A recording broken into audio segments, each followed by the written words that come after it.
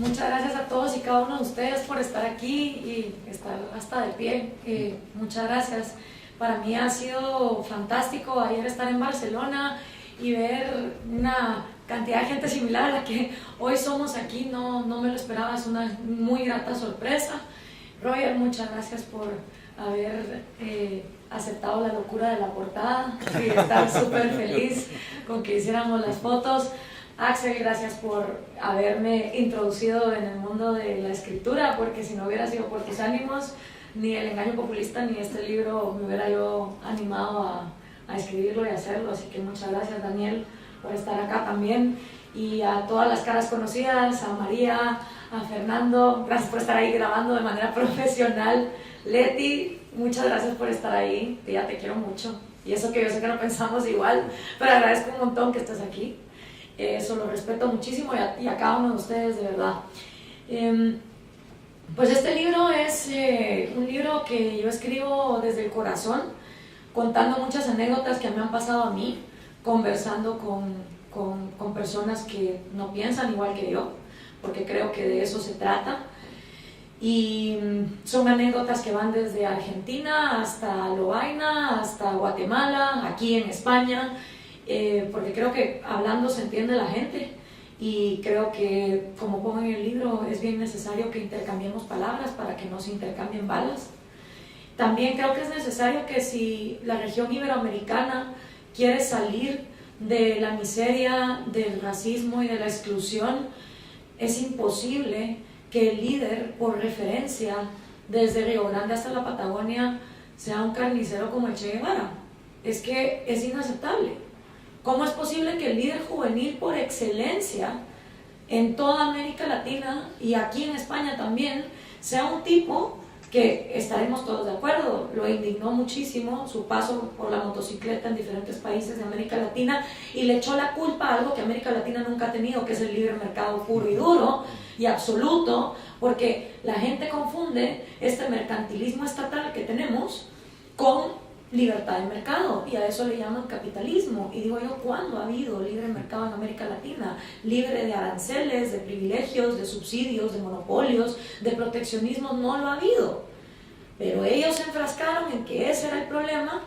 Imagínate tú culpar algo que no existe de las desgracias que estás viviendo, pues así de bien te va a ir con la solución, para que al final él mismo terminara reconociéndole al padre lo mucho que le gustaba matar, y que encima se haya cargado a muchísimos homosexuales dentro de su homofobia, se haya expresado terriblemente mal de los indígenas como una raza inferior, versus Margaret Thatcher, que de hecho despenalizó la homosexualidad. Pero vayan ustedes a preguntarle al progre quién era más pro-gay, si la Thatcher o el Che Guevara. Entonces, para mí era bien necesario entrar con algo que empezara esa discusión, porque si realmente queremos vivir en paz y en prosperidad en América Latina, no puede ser que el líder juvenil por excelencia sea este tipo. Entonces, desde la portada ya es un llamado a cambiar el fusil por la evolución y tachar la R por eso, para evolucionar. Y cuando hablo de evolución con E mayúscula, porque sí creo que es muy necesario el conocimiento científico de cómo funciona la biología humana. Y la falta de conocimiento de neurociencia, la falta de conocimiento de cómo estamos cableados desde nuestro ADN para tener autoestima, para tener dignidad y para tener amor propio, que hoy, pues gracias a muchísimos científicos, desde Steven Pinker hasta psicólogos como Kahneman, el trabajo también de Viktor Frankl hace más de medio siglo, vienen a contribuir a comprender que como seres humanos estamos diseñados para tener amor propio, tener dignidad y tener autoestima. ¿Y qué es el progre? Pues el progre, al igual que todos nosotros, en algún momento de su adolescencia le indignó la pobreza. A todos en algún momento de nuestra vida nos indigna la pobreza al ver a una señora descalza, o a un niño indígena muerto de la desnutrición en Guatemala, o a una persona acarreando una gran canasto de frutas sin tener un automóvil con qué moverse, y uno dice, ¿por qué tiene que ser el mundo así? O la famosa foto del niño en África que está completamente agachado a punto de morirse y el buitre está detrás esperando que se muera. Yo me acuerdo cuando yo vi esa foto por primera vez, yo llegué con mi papá y le dije, ¿cómo es posible que este periodista, en lugar de salvar a ese niño, se haya puesto a tomarle fotos? Pues ¿qué le pasa? Y yo tenía 9 años. Y claro, ya mi padre me explica, mira, si esa foto se ampliara, no ves uno, ves muchos de esos niños ahí tirados. Y ese periodista, de hecho, pues pasó por una gran depresión, luego se suicidó y tal y cual. Pero la indignación de la pobreza nos puede llevar por dos caminos. O nos quedamos repitiendo eslóganes, diciendo hay que redistribuir, porque eso es lo que se oye fácil y se oye bien, o le metemos cabeza al tema y nos ponemos a estudiar economía y nos ponemos a estudiar historia y entendemos los orígenes de por qué hay pobreza en este mundo. Y de hecho, los grandes liberales que hemos tenido han venido de ser progres primero. Mises, Hayek, Vargas Llosa, Carlos Sabino, son personas que primero empezaron indignadas por la pobreza desde el progresismo, defendiendo el socialismo, y que al ponerse a estudiar economía, historia, filosofía, lógica y contrastarlo con la realidad, porque de nada te sirve estudiar si luego no lo ves en la realidad, que el camino era liberar más. El progre, en cambio, no hace esa profundización. Le indigna muchísimo a la pobreza, pero le da pereza agarrar economía en una lección de Henry Hazlitt. Entonces, ¿qué pasa? Se queda repitiendo eslóganes que han fracasado en China, en la Unión Soviética, en Cuba, en Corea del Norte, en Venezuela, y que si se implantan en Marte también van a fracasar en Marte. Porque el problema con Carlos Marx, y por eso hay que leer a Marx, es que él hablaba desde una autoridad científica que él no tenía. En el momento en que Marx escribe, la psicología y la neurociencia están en pañales, vamos, no son ni embriones todavía. Entonces yo le perdono a Marx que el cuate paniqueara, como decimos en Guatemala, viendo la revolución industrial y la época de los miserables, y las máquinas nos van a comer y el obrero se va a morir y esto va a ser un desastre. Está bien, fue producto de su época. Dicho sea de paso, Marx era un burgués que dejó de trabajar a los 31 años y pasó a ser un mantenido. Versus Hayek, que hasta peleó en la Primera Guerra Mundial, que pudo ver la miseria así en sus ojos, y que, como me contaba Luis Torras, que conoce muy bien la vida de Hayek y de Mises, se tira a llorar con su primo después de haber cruzado los montes y estar en una tremenda depresión después de la Primera Guerra Mundial. Y obviamente después de vivir una catástrofe de esa manera, desde la trinchera, es muy fácil que uno se venda por ideas socialistas, porque se oyen muy bonitas. Las ideas progres cumplen a cabalidad aquel dicho que dice: de buenas intenciones está empedrado el camino al infierno. Porque se oye maravilloso. Redistribuyamos, no pienses en ti, piensa en los demás, sacrifícate y todos vamos a estar bien. Se oye muy bonito. El problema es que en la práctica, cuando esto se ha implementado, siempre surge una élite que se queda abusando de todos los demás.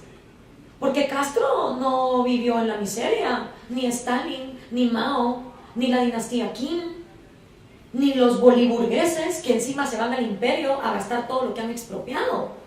Entonces, qué bonito recetar socialismo y miseria, pero para otros, porque yo con lo que expropié voy a vivir como rey. Entonces, no es verdad que se cumpla eso del sacrificio para todo el mundo. Entonces, volviendo a Marx, Marx no tenía las herramientas que hoy por hoy nosotros tenemos, con conocimientos que nos han dejado Carl Sagan, Neil deGrasse Tyson, Steven Pinker, Kahneman y todo lo que nos va arrojando a diario la ciencia para entender que biológicamente estamos diseñados para tener autoestima y amor propio. Y entonces, ¿a qué conclusión llega Marx? Pues en su crítica al proyecto de Gotha, él dice, sin explicar cómo, que mágicamente, cuando ya se hayan implementado los 10 pasos del manifiesto comunista y estemos a punto de entrar a la segunda fase, y esté el mega almacén, porque iba a haber un mega almacén donde usted iba a ir a dejar el trabajo que usted hacía para recibir entonces lo que le correspondía por ese trabajo, iba a llegar un punto donde supongamos que yo produzco una botella o 2 botellas de agua al día, y por esas 2 botellas me merezco 2 kilos de arroz. Pero viene Axel y no es tan talentoso como yo, y él solo puede producir una botella, y entonces le corresponde solo 1 kilo de arroz. Pues nos dice Marx, sin explicarnos cómo, no nos dice cómo va a ser este cambio mágico en nuestro cerebro, que va a llegar un punto donde va a surgir un nuevo hombre, que va a llegar con sus 2 botellas de agua, y que en lugar de recibir 2 kilos de arroz va a decir: no, ¿sabes qué? Dame solo 1. porque así entonces igualamos. Y en teoría se ve muy bonito, pero vayan ustedes a decirme a la práctica, ¿quién hace eso? Porque yo estoy de acuerdo con la redistribución y la caridad, pero de tu bolsillo. A ver, si es que es muy cómodo ser progre viviendo en Hollywood y teniendo las millonadas, y está bien, entonces donan las tuyas, redistribuyen lo que es tuyo. ¿Por qué no pagan más impuestos?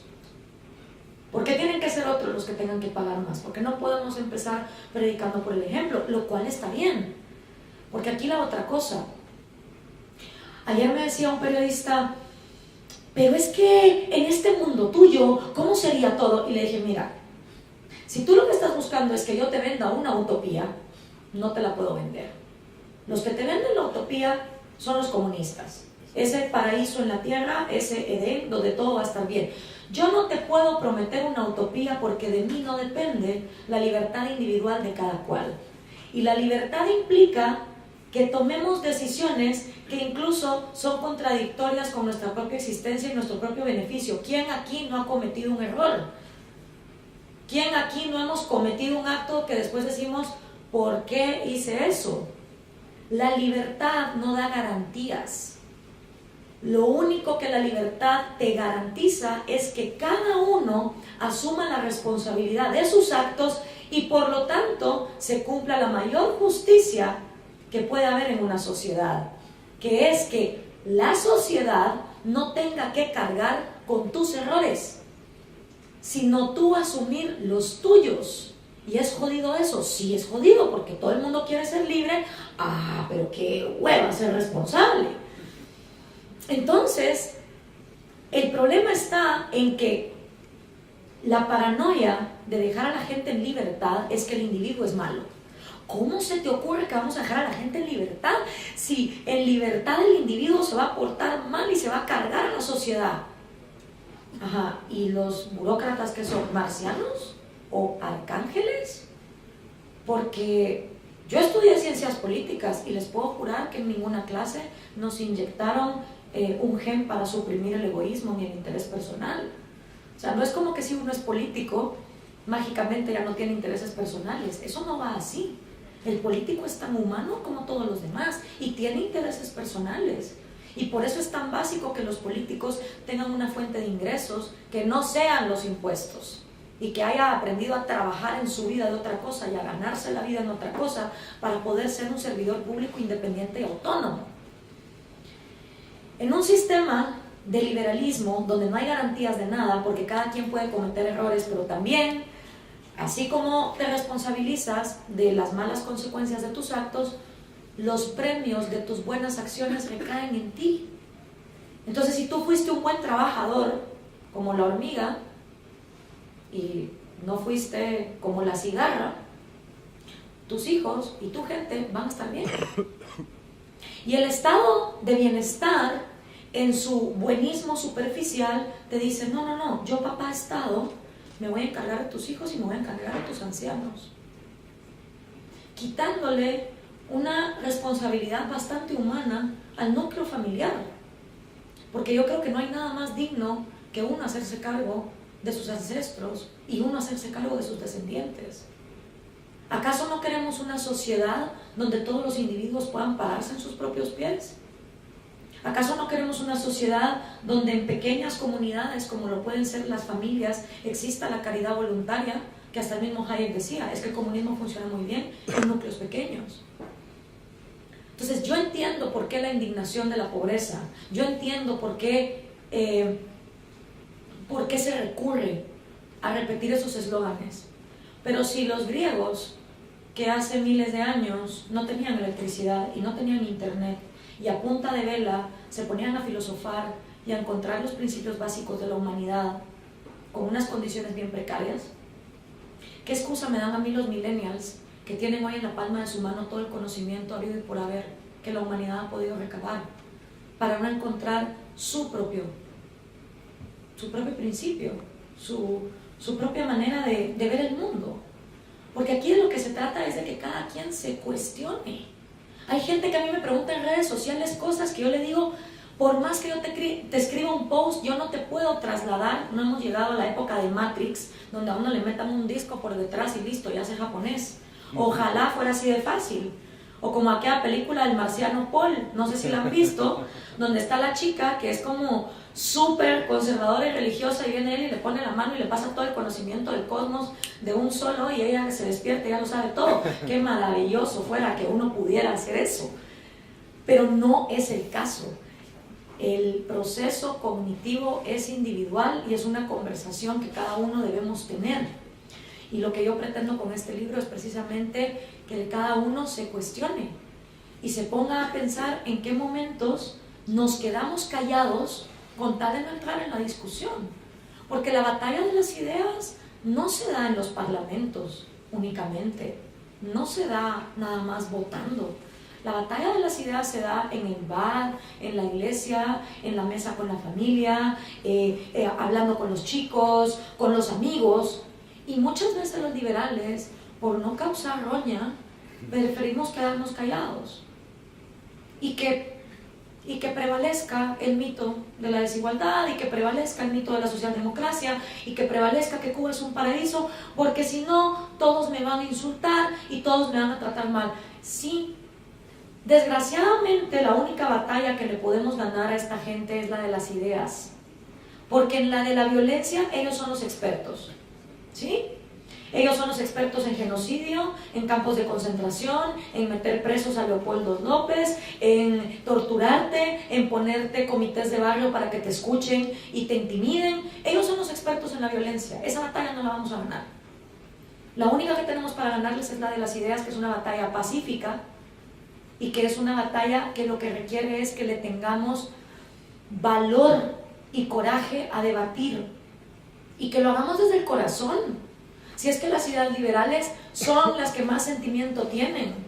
Y muchas veces se cometió el error de pensar que solo a través de la economía íbamos a poder dar a entender las ideas de la libertad. Si fuera tan fácil, con que pusiéramos una foto satelital de Corea del Norte y Corea del Sur, automáticamente a la gente le entraría chip Matrix y dirían, claro, el libre mercado funciona.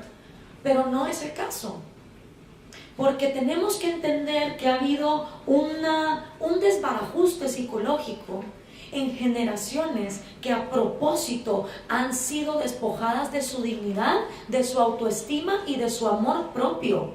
Gente que desde la academia, desde la familia y desde la política se le ha dicho: tú eres demasiado inútil, demasiado tonto como para hacerte cargo de ti mismo. Y es el gobierno el que tiene que hacerse cargo de tus hijos, y es el gobierno el que se tiene que hacer cargo de tus ancianos, y es el gobierno el que te tiene que decir qué leer, qué comer, cómo estudiar, dónde estar. ¿Cuál es el resultado? Adoctrinamiento, miseria, genocidio. Que para mí está peor eso a vivir tal cual la realidad. Porque no se trata de vivir en utopías. Se trata de que cada cual pueda tener la libertad de desempeñar su propia manera de vivir. Y entonces la gente me dice: ¿qué hay de los perdedores? Porque siempre que haya innovación habrá perdedores. Sí, cuando salieron las computadoras, la gente que fabricaba máquinas de escribir se quedó sin trabajo. Cuando salieron los retretes, los que cagaban letrinas se quedaron sin trabajo. Y cuando salió el internet, el fax y el beeper pasaron a ser obsoletos. Obviamente la innovación va a traer perdedores, pero son perdedores a corto plazo. Y yo lo veo con el caso de mi padre. Mi padre en este momento está en bancarrota, está en la quiebra. Pero aún así yo reconozco que él, estando en la quiebra, y que por cierto yo lo estoy ayudando, yo no le estoy yendo a pedir al gobierno de Guatemala un subsidio para gente que se queda sin trabajo, yo lo estoy viendo con él, porque una persona en bancarrota es mejor que esté en un país donde haya libertad de mercado, porque aún en bancarrota se puede beneficiar del conocimiento disperso y poder acceder a productos más baratos que cuando se vive en socialismo. Ustedes ponen a mi papá en la misma bancarrota en Venezuela, ya se hubiera muerto. En Guatemala puede sobrevivir. Entonces, hay gente que cuando ve una desgracia familiar económica, inmediatamente busca socialismo. Yo les digo: no, piénsenlo dos veces, porque siempre es mejor ser pobre en un país donde hay posibilidades de intercambiar, de emprender, de ser innovador y donde haya movilidad social a ser pobre en un país donde no tienes alternativa. Por último, quiero leerles la parte final del libro, no a manera de spoiler, sino a manera de, porque creo que es como la conclusión a la que yo quiero llegar, porque mucha gente dirá, te estás cargando en los progres, así como ellos se cargan en ti, en las redes sociales y te insultan, y realmente quiero decir que la indignación por la pobreza es algo universal, todos la hemos sentido. Pero no solo se trata de la indignación, sino de qué hacemos respecto de esa indignación. Entonces esta es la conclusión del libro en la página 196. Quien a los 20 años no sea revolucionario no tiene corazón, y quien a los 40 lo siga siendo no tiene cabeza. Es una frase que adjudican a Winston Churchill, a Pedro el Grande, a Joan Manuel Serrat y a muchos más. Es la indignación que ocasiona la pobreza la que a todos en la adolescencia nos ha llevado con el corazón a preocuparnos por acabar con ella. Pero tener corazón es no ser hipócrita. Tener corazón es desarrollar empatía.